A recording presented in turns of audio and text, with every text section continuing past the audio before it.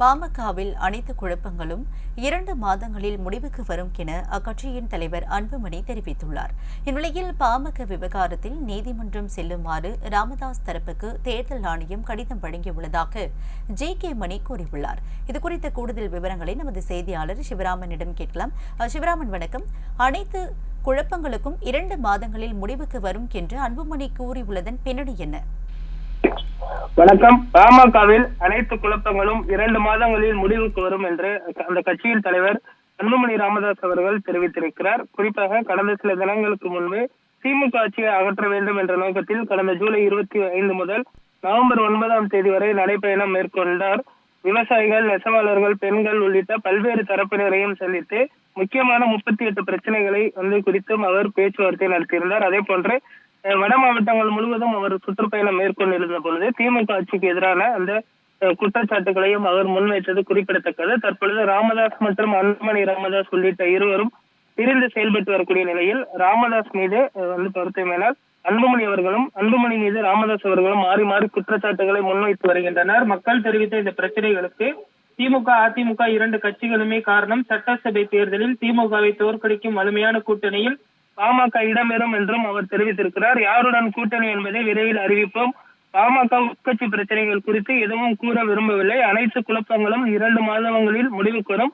கூட்டணி ஆட்சியில் பங்கு என்பதை எல்லாம் தேர்தல் முடிவுகள் தான் தீர்மானிக்கும் என்றும் கூறியிருக்கிறார். இந்த நிலையில் பாமக நிறுவனர் ராமதாஸ், பாமக தலைவர் அன்புமணி இடையே சமரசம் ஏற்படுத்த மத்திய உள்துறை அமைச்சர் அமித்ஷா முடிவு எடுத்திருப்பதாகவும் அவர் விரைவில் தமிழகம் வந்து ராமதாஸை சந்தித்து பேசுவார் என்றும் கூறப்படுகிறது. பாமக விவகாரத்தில் நீதிமன்றம் செல்லுமாறு ராமதாஸ் தரப்பு தேர்தல் கமிஷன் கடிதம் வழங்கியுள்ளதாக ராமதாஸ் தரப்பை சேர்ந்த ஜே.கே. மணி கூறியிருக்கிறார். பாமக கௌரவ தலைவர் ராமதாஸ் தரப்பு எம்எல்ஏ மணி நேற்று டெல்லியில் அளித்த பேட்டியில் பாமகவில் 3 ஆண்டுகளுக்கு ஒருமுறை உட்கட்சி தேர்தல் நடைபெறும். அதன்படி கடந்த 2022ஆம் தலைவராக தேர்தலான அன்புமணியின் பதவிக்காலம் முடிவடைந்து விட்டது. எனவே கட்சி பொதுக்குழு வாயிலாக கடந்த மே மாதம் கட்சியின் நிறுவனரான ராமதாஸ் தலைவராக தேர்ந்தெடுக்கப்பட்டார். உண்மை நிலை இப்படி இருக்க 2023இல் தலைவராக தேர்ந்தெடுக்கப்பட்டதாகவும் பதவிக்காலம் 2026 வரை ஆகஸ்ட் வரை இருப்பதாகவும் போலியான ஆவணத்தை அன்புமணி தந்திருக்கிறார். உண்மைக்கு மாறான அதை ஏற்று அன்புமணியை தலைவராக தேர்தல் கமிஷன் அங்கீகரித்து ஜனநாயக படுகொலை எங்கள் தரப்பு கடிதங்களை எல்லாம் ஏற்பதாக கூறும் தலைமை தேர்தல் கமிஷன் எங்களுக்கு நியாயம் வேண்டுமெனில் எங்களிடம் உள்ள ஆவணங்களை கொண்டு நீதிமன்றம் செல்லுமாறு கடிதம் அளித்துள்ளது என்றும் தெரிவித்திருக்கின்றனர். இந்த நிலையில் 2 தரப்பும் மாறி மாறி குற்றச்சாட்டுகளை முன்வைத்து வரும் நிலையில் அன்புமணி அவர்கள் இந்த பாமகவில் நிலவக்கூடிய குழப்பங்கள் வரும் ஜனவரிக்குள் தீரும் என்றும் பிப்ரவரிக்குள் ஒரு நல்ல கூட்டணி அமைக்கப்படும் என்றும் தெரிவித்திருப்பது குறிப்பிடத்தக்கது.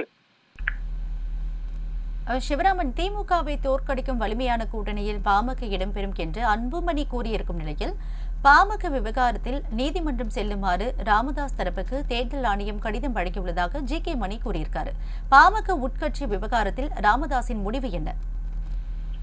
அதாவது பாமக விவகாரத்தை பொறுத்தவரை தற்பொழுது நீதிமன்றம் செல்லுமாறு அவர்கள் தரப்பில் தெரிவிக்கப்பட்டிருக்கிறது. இருந்தாலுமே கூட தேர்தல் கமிஷனை பொறுத்தவரை அன்புமணி ராமதாஸுடைய பதவிக்காலம் அடுத்த வருடம் 2026ஆம் ஆண்டு வரை இருப்பதாக தெரிவித்திருக்கிறது. இந்த நிலையில் இந்த விவகாரத்தை பொறுத்தவரை அன்புமணி ராமதாஸ் நீதிமன்றம் செல்ல போவதில்லை என்றும் தொடர்ந்து அமைதி காத்து வருவதாகவும் தெரிவிக்கப்படுகிறது. என்று சொன்னால் தேர்தல் கமிஷன் தெரிவிக்கக்கூடிய கருத்துக்களின் அடிப்படையில் செயல்படுவது என தற்பொழுது அன்புமணி ராமதாஸ் தரப்பு முடிவெடுத்திருக்கிறது.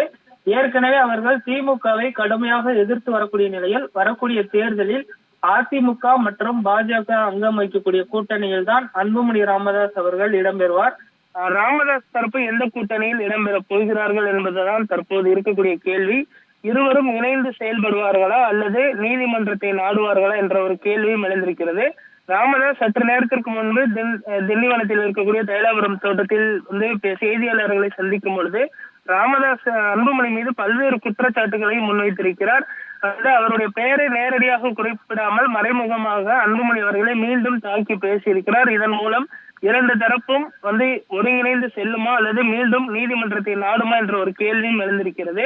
அன்புமணியை பொறுத்தவரை அதிமுக பாஜக கூட்டணி என்பதில் உறுதியாக இருப்பதாக தெரிய வருகிறது. விவரங்களுக்கு நன்றி சிவராமன்.